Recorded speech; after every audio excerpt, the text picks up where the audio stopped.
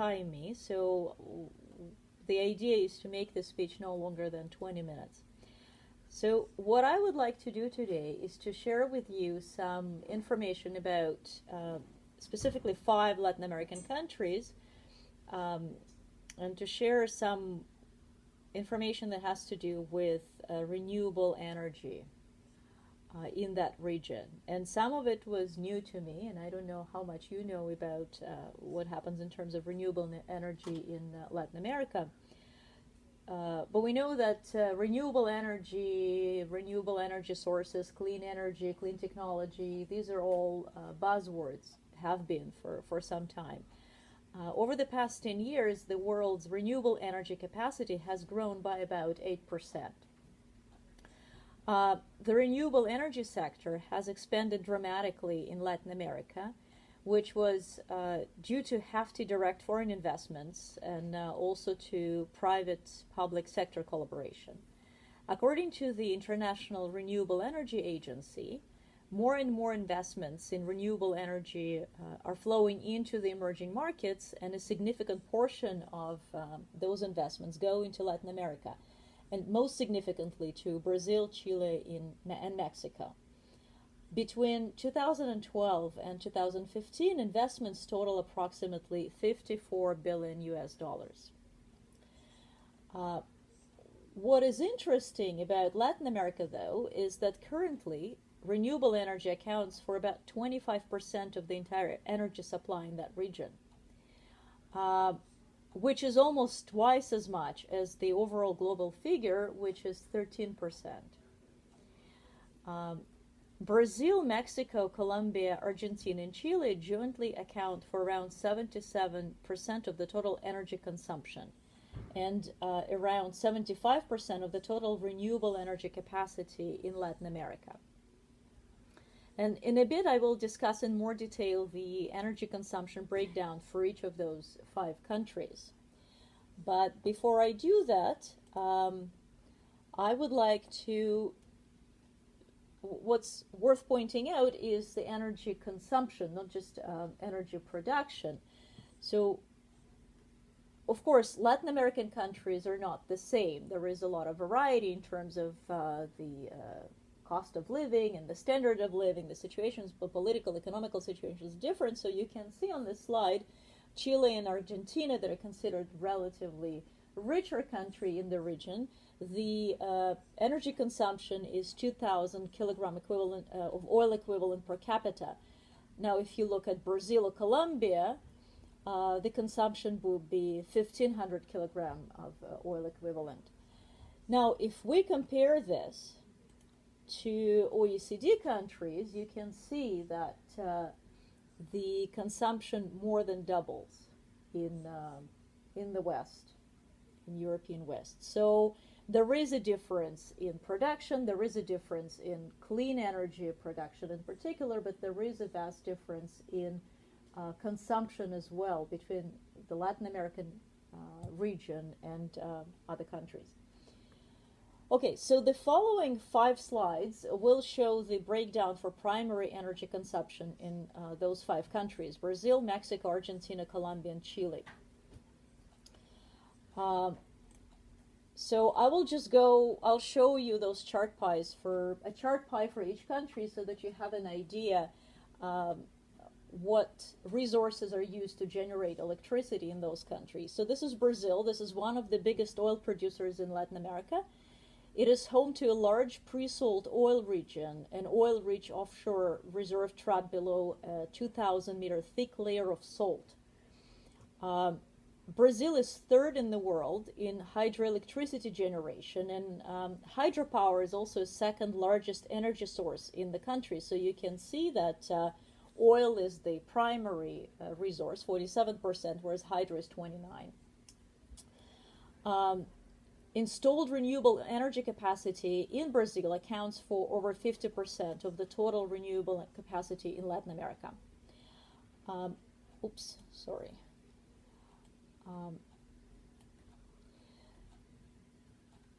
Okay, I need to go back.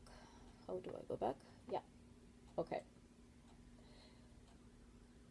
Yeah, and we can also see at the top of the slide. I also let you know how much energy the country consumes. So Mexico consumes the most. It's 187 million ton of oil equivalent. So now consumption of natural gas and coal has been declining in Brazil. Brazil has a target to reduce gas emissions by 40% by 2030. So now let us go to Mexico. Mexico has large oil and gas reserves. It exports crude oil, so it has high crude oil exports, which at some point became so the Mexico imports as much refined oil as it exports crude oil, and this is because the refinery infrastructure in Mexico is aging, and there's not enough investment to install to build new refineries or to modernize existing ones. In 2014, the energy sector in Mexico was deregulated, and as a result, there are more and more opportunities for renewable energy. Mexico has a target to generate 35% of energy from renewable sources by 2024. So right now, if you look at the chart, they use hydro. It's 4% of its primary energy consumption, whereas other renewables represent 2%. So I would say the goal is pretty ambitious. Okay, so moving on to Argentina now. So Argentina used to be a large producer and exporter of natural gas and oil until 2011. And then during the Kirchner-Fernandez administration, production decreased. So now Argentina imports a lot, but recently large reserves of shale oil and gas were discovered in Vaca Muerta, so Argentina once again has a chance to become an exporter. In Argentina, Argentina relies heavily on oil and gas for primary energy supply, so you see that together they account for 86% of primary energy consumption. But Argentina has set a target of 20%. So 20% of its energy has to be generated from renewable sources by 2025. So Argentina initiated a program that drives forward renewable energy deployment. So in the past couple of years, Argentina worked to add 1 gigawatt of wind, solar, and biomass-based energy, and also to put in place small dams that are capable of powering up to 700,000 houses. Okay, so Colombia. So with Colombia, you see that hydro, again, it's the biggest natural source of energy, so it accounts for 26% of the total primary energy consumption, with other renewables constituting 1%. And finally, Chile. Now, Chile tries to diversify its energy sources and reduce its reliance on oil and coal. Now, if you look at the share of coal in primary energy consumption, it's 23%, and it's the highest among the Latin American countries that I've discussed, among those 500. So Chile's reliance is the heaviest among the 5 of them on coal. Yet oil and gas production is minor in this country, and the country does depend on energy imports. Chile's target is 70% of electricity should be generated from renewable sources by 2050.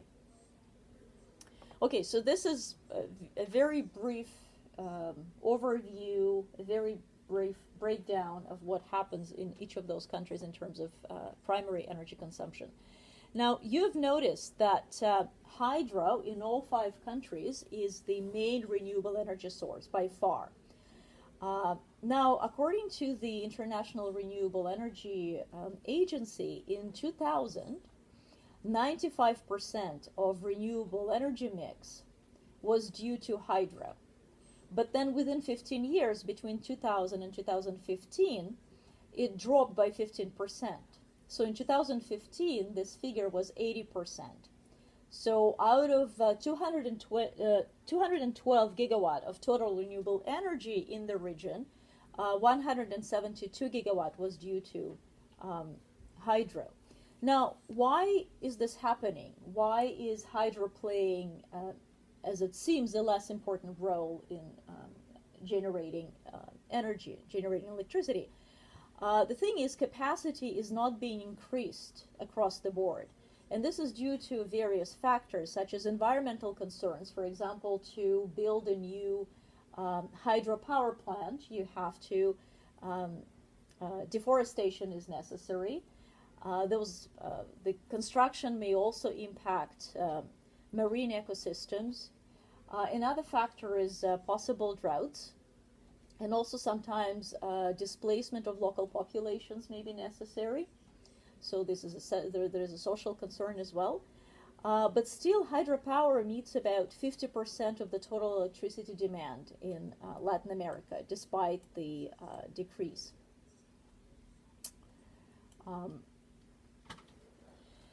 Another thing is, according to the International Renewable Energy Agency,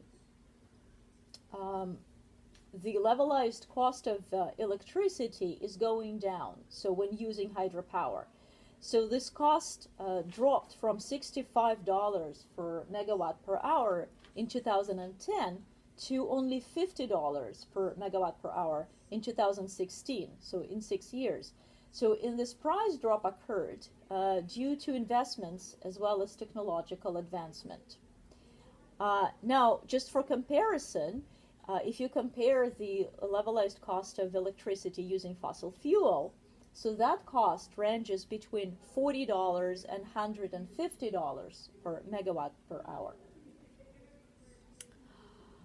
Okay, so other renewable energy sources gain importance along with hydro, such as solar energy, wind energy, biomass. The installed capacity of renewable energy, excluding hydro, has grown in the region from 10 gigawatt in 2006 to 36 gigawatt in 2015.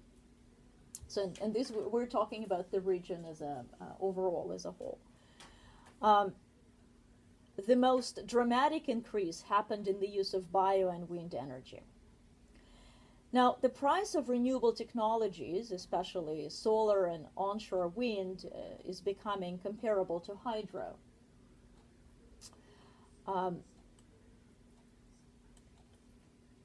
Okay, so how much time do I have? So I have, maybe I will even make it. Okay, so those changes, the price, the drop in prices and the the amount of investments and the amount of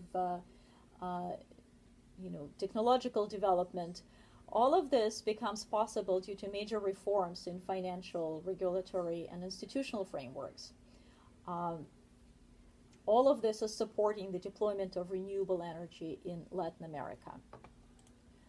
Now, but that said, and we have said that Latin America compares favorably to the rest of the world when it comes to the use of renewable energy sources, we have seen by looking at those pie charts that it still relies heavily on fossil fuel. So despite all the advancement and despite the active deployment of renewable energy, Latin America still relies heavily. So 75% of all primary energy comes from fossil fuel. So a lot of work still needs to be done and in particular to achieve those targets that each of those 5 countries has set for itself. Okay, so how does all of this work in the global context? So the Clean Energy Corridor it's supposed to be in Central America. This is a regional initiative by the International Renewable Energy Agency that the agency developed in 2015. So the goal of this initiative to promote the accelerated development and cross-border trade of renewables in the region. So there are several key areas that the agency focuses on. But in particular, there are two. So variable renewable energy growth and integration through power system operations and regulatory frameworks. So basically what it means, the conventional electricity supply systems or electricity generators, they have to somehow be combined with the newer ways of producing electricity, producing it, transmitting it, distributing it, selling it. So for example, if there is a company that generates electricity using solar panels, it has to be somehow integrated into the general grid in the country, so that it has to be regulated, the rates have to be set, etc. So you need a regulatory framework, and you need technology to make this happen. And another key area of focus involves power purchase agreements. So a power purchase agreement is a contract between an electricity producer, for example, again, a company that installs solar panels on your roof or operates a wind farm. So this is an electricity producer, and the buyer of electricity. For example, a utility company that buys this electricity and subsequently supplies it to the end user, to households.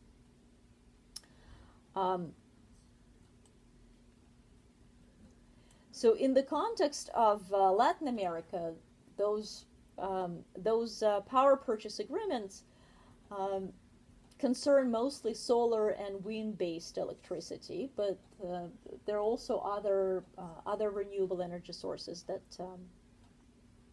being subject to those agreements. Now, those renewable power purchase agreements are critical for accelerating deployment of renewable energy in the region. For example, as subsidies for renewable energy go down, so for example, those startups, again, if you want to start a company, start a project that installs solar panels on roofs, you may receive subsidies, significant subsidies from the state. As those subsidies decrease, then companies need, energy producers, they need to look for alternative sources of income, and such power purchase agreements provide this other revenue source. Now, this in turn creates a free market situation. So when you have several energy producers competing on the same market, that naturally regulates the rates. And then if under a PPA electricity is offered at a competitive rate, this benefits the utility company and ultimately the end consumer. So I think at this, my 20 minutes are up, or I think that this would be a reasonable place to stop. And I hope that my presentation wasn't as boring as I afraid it would be, and that you learned something new about the situation with renewable energy in Latin America. Thank you.